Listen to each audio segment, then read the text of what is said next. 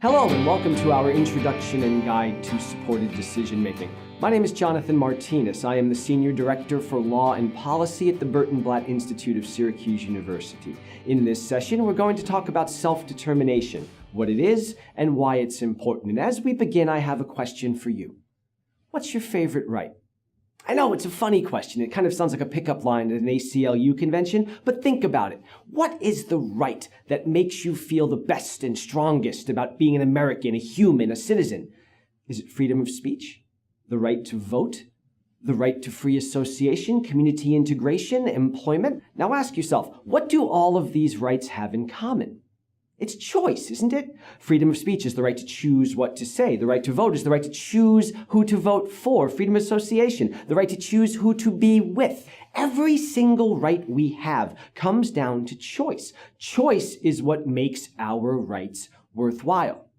On your screen is a quote from Jean-Paul Sartre, who I'll admit to you is not the happiest writer on the planet, but he gets it absolutely right. He says, I am my choices. I cannot not choose. And think about it. Every person listening to this video, every person in front of their computer right now is where they are because of the choices they made. The good choices, the bad choices, the silly choices, the significant choices. Choice is what makes us who we are. It tells us who we want to be and who we don't want to be.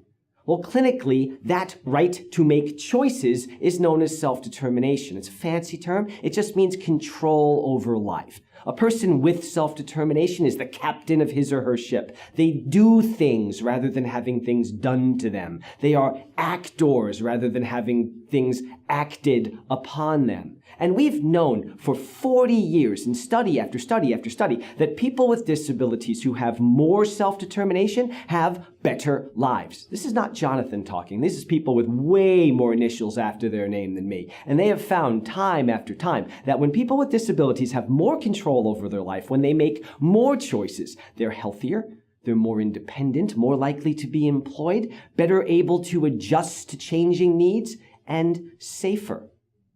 Now with that, I have another question for you. Those rights that are so important to you, that make you who you are they worth anything if you're not allowed to exercise them? In our next session, we'll talk about what happens when people have their right to make choices taken away through a legal process called guardianship. But for now, I want to say thank you for joining us on this first part, and I look forward to talking to you next time.